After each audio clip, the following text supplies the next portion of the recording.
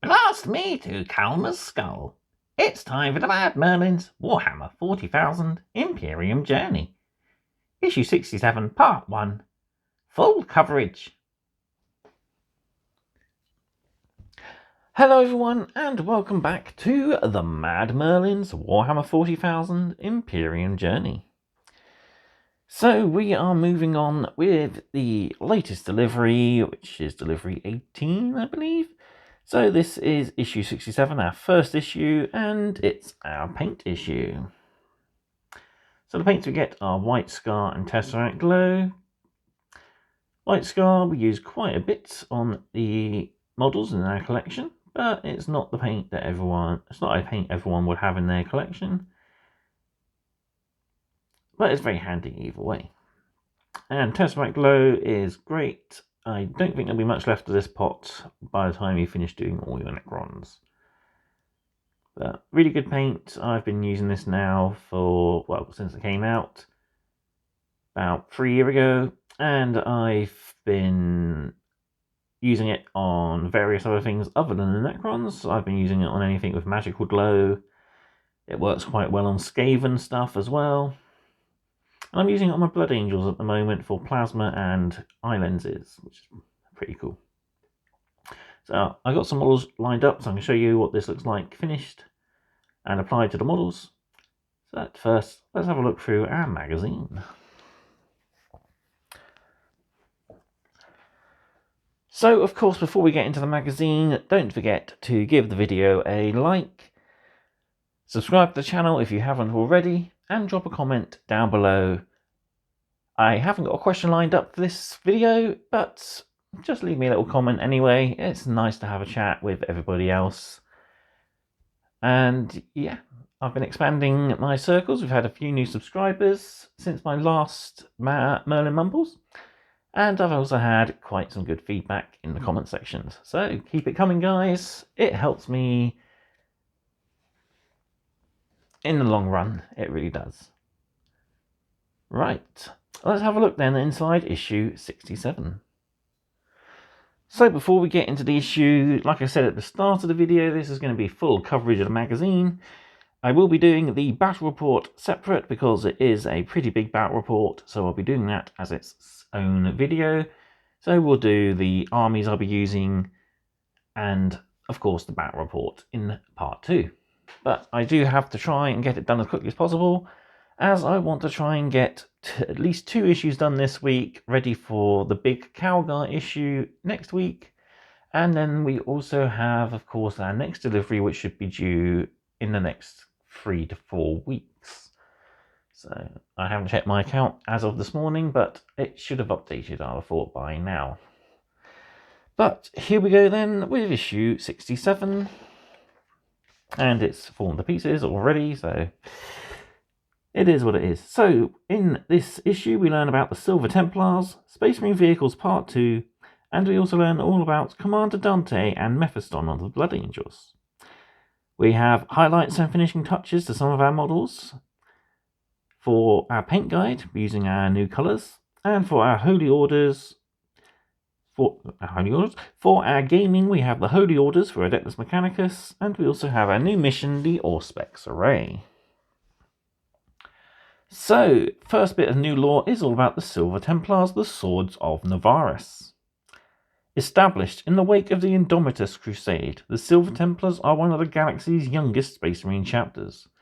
They have, however, proven themselves to be heroic and committed defenders of the Imperium in the years since their founding. So, introduced during the Conquest magazine, this is a brand new chapter done specifically for the Conquest magazine. They are a Ultima founding chapter of the successors to the Ultramarines. My words are getting muddled up here already, it's off to a great start. So, as a young chapter, they are all Primaris. They are warriors and artisans both, so they do hold the Codex up to high standards, but they do diverge from it slightly. The Silver Templars have a great hatred for the Death Guard, and also the followers of Slanesh.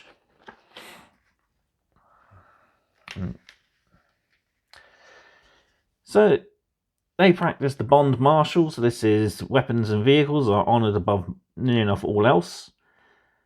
They have a very what's the word? Sort of emotional bond to their weapons and vehicles. If they lose such a weapon or vehicle, they go to great lengths in order to recover it. This, of course, doesn't bode well to their allies. Sometimes they will put the search for their equipment over the greater conflict. So, upon arriving at Navarus, though, the Silver Templars were met with the Flawless Host, a Celestia worshipping warband. It was Captain Ducas of the First Company who defeated the leader Lyrus Soulsaver in combat, ending the war and freeing the planet. The planet then was given to them as their chapter planet, and so they made it their home. Their fortress monastery, Colossus, was built amidst Navarus' mountains and soars above the planet's rolling clouds. It's a very beautiful planet, very much like Earth, and it looks very medieval. You can see here we got like castles, we got imperial statues, and a lander craft there as well. Moving on, we've got part 2 of our Space Marine battle tanks. So this focuses on the Gravic tanks.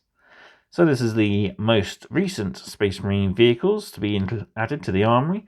So we've got the repulsors. So there's 2 types of repulsor, your standard repulsor and the executioner, which carries bigger, badder guns. We also have the impulsor, which is a smaller transport based loosely around the Rhino, but with a lot of nods towards the repulsor's designs. It's an open transport and often equips various other additional war gear items. And then finally we have the Gladiators, which are the newest models they've released.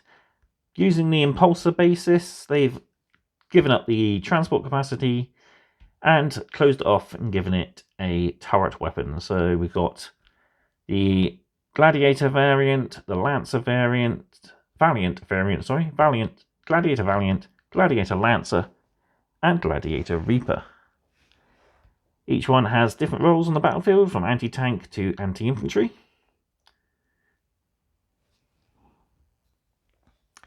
So yeah, really cool tanks. Do plan to pick them up at some point to add to my collection. Moving on then, we've got some new background information about some of the characters of the 41st millennium. And 2 of my absolute favourites.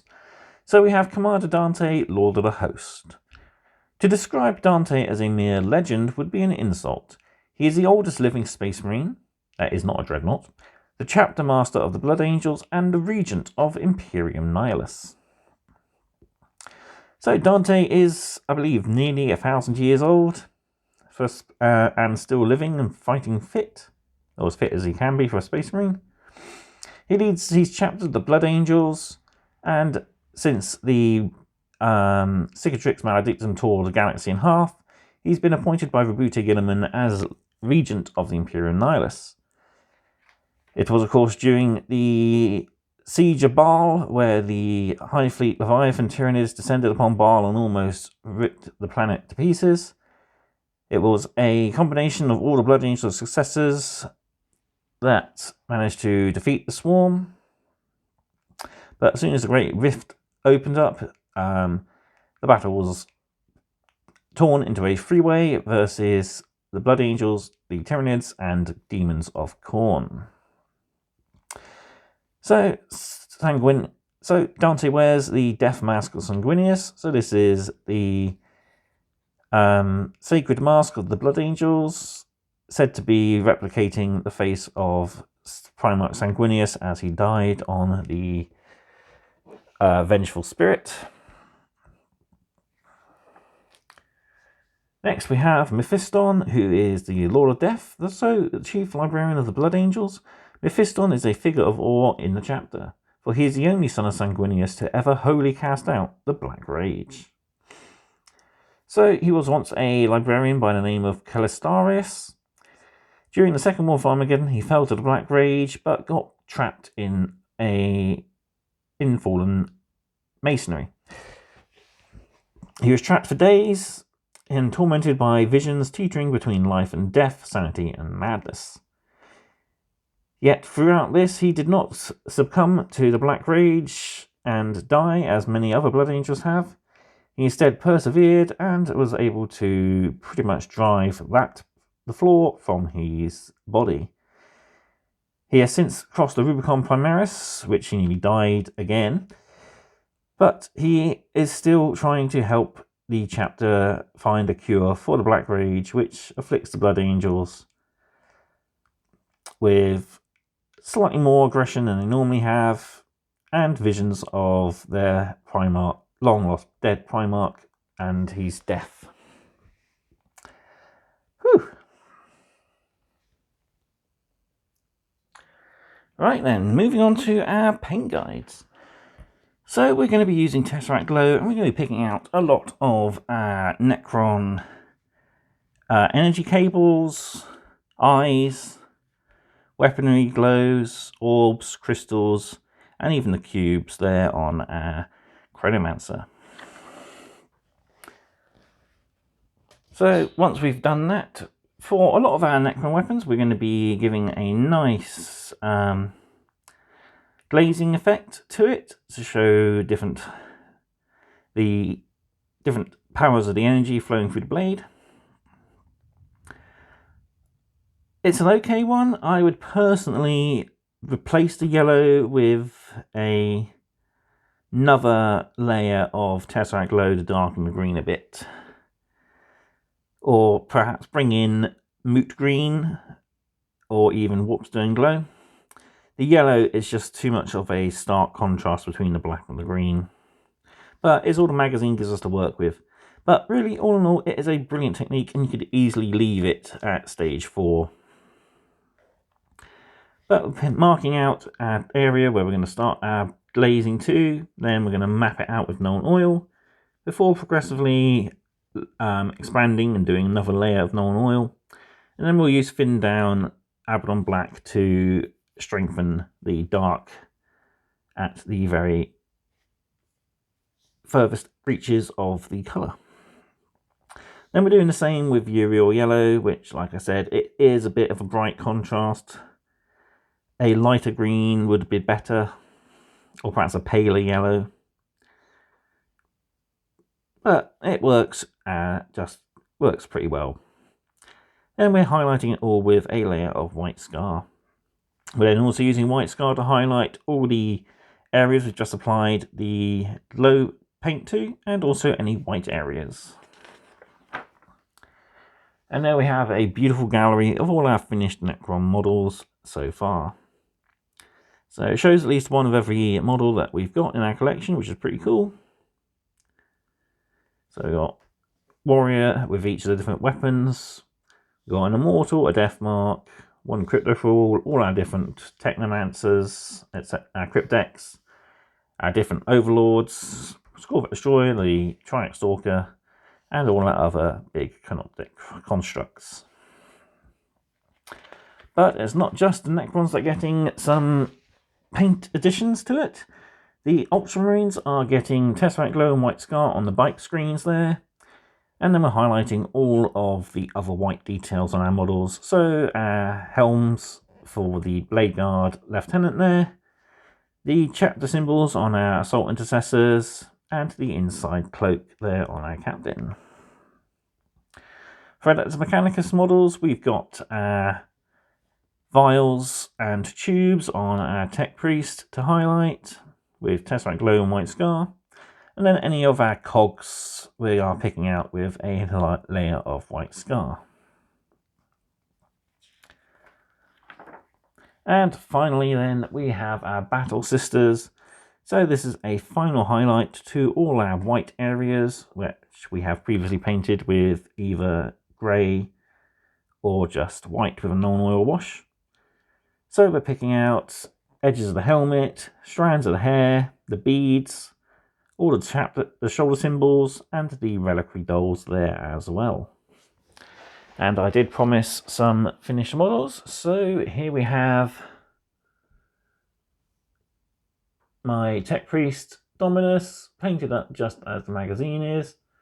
So I've put Tesseract Glow over the previous layers of white, and then I've used white scar to highlight the edges and put some little bubbles.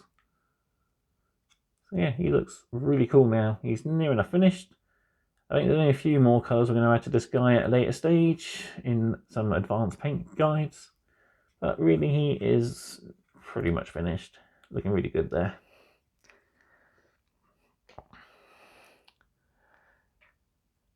And for the Battle Sisters, here we have my Seraphim Superior. As you can see, I've picked out all those details of the white scar. Yeah, she looks really good there. And finally, here's our simulacrum holder. You can see that finish there. So, moving on then, we've just got some rules to cover before our big battle. So, this is a set of rules for Adeptus Mechanicus, so these are the Holy Orders. The following page contains rules and tutorials for the Adeptus Mechanicus Holy Orders, which can be used to enhance the Tech Priest units in your Imperium army. Read through the rules, tutorials and examples before using these abilities in a mission. So, much like with our Battle Sisters and our Cryptek Arcanas upgrades before, we have a power level increase bonus, all depending on what you've dedicated your Mechanicus force to. So, my battle record says they are from the Genitors, so they focus on biological matter rather than the machine. So I would upgrade the Tech Priest Dominus to be a Genitor for +1 power. You could also do either Magi or Logi for +2 and the Artisans for +1. So we get a progressive ability and a always active ability. So the progressive ability can be changed by doing the Activate Advanced Protocols action, which is at the start of your command phase. And then at the start of your next command phase, it is completed. So here we have a tutorial of how to activate the action. And here we have a tutorial about the Holy Order abilities. So each Holy Order has an adaptive ability. So for the Genitors, we have once per battle, if this model is on the battlefield, when you use an Adeptus Mechanicus battle tactic stratagem, reduce the cost by 1 command point. Note that the command point cost is only reduced by 1 for that use. Any further uses, it will cost normal. So we say here we're using Machine Superiority, which is a battle tactic stratagem. It would normally cost us 1 command point to activate, but as we're using our ability, it costs us 0 for that one time. So our other abilities here, we're adding the progressive ability, so the initial part. In your command phase, if this part is active for this model, select a friendly Mars Core or Mars Cataphron Servitors unit within 6 inches of that model till the start of your next command phase. Each time the model in that unit makes a melee attack, unmodified to 6 automatically wounds. Then for the advanced part, in your command phase, if this part is active, select a friendly Cataphron Servitors or Mars Servitors unit within 6 inches. Till the start of your next command phase, each time a model in that unit would lose a wound, roll 1d6. On a 6, it is not. So, and each one has different abilities to activate, so it's pretty cool. And then over the page, we've got the predicted barrage rule. So this one allows you to reduce the damage you take. And we've got the high enhanced biomechanical interface, which improves the shooting. So yeah, each of these are the different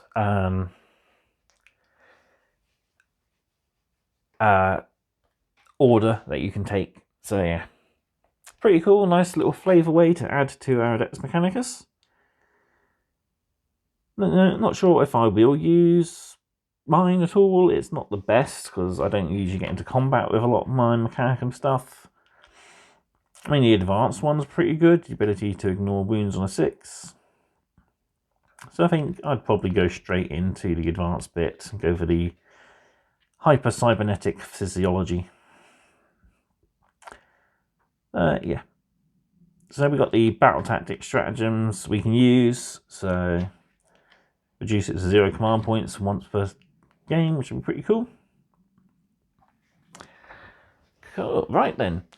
Final bit, let's have a look at our mission before we move on to the next video, which will be our battle report. So this is the Auspex Array mission, deep within the mountains of Kalmar's Skull. There's an Imperium Auspex that needs to be reactivated and sent out a distress beacon. So for the mission rules, we can't deploy anything via reinforcement within 3 inches of an objective. We score points depending on the amount of objectives we control. So at the end of each command phase, we score 5 points for each objective and for each of these following things we satisfy. So 1 or more, 2 or more, or if we control more objectives than the opponent. Of course, we can't score this in the first battle round. Secondary objectives. If this mission we select, when we select our secondary objectives, we must select the Auspex Array in addition. So units from our army can perform the Auspex Array action. So 1 or more units from your army can start to perform this action at the end of your movement phase. Each unit that starts to perform this action must be within range of a different objective marker. A unit cannot start this action while enemy units are in range of the same objective marker. This action is completed at the end of your next command phase, and you score a number of victory points depending on how many units completed this action this phase. So 1 unit, you only gain 1 point, 2 units 3, 3 units 6, and 4 10. So, like I said, it's going to have to be we are using formats. We've got a 9-inch centre of the bubble there. We've got player A deploys on one corner battle map with player B on the opposite. And we got 4 objectives, which are spread out 10 inches from the centre line and 6 inches from that 9-inch bubble. So, yeah. I've got some pretty big forces lined up. It's going to be a fun old battle to have. So, that'll be it for this video. Oh, actually, what we'll do, we'll cover what's in our next Imperium while we're here. So, our next Imperium, we get issue 68's Canoptek Wraith. We learn about the 3rd Tyrannic War, and we get Warlord traits for our Necrons.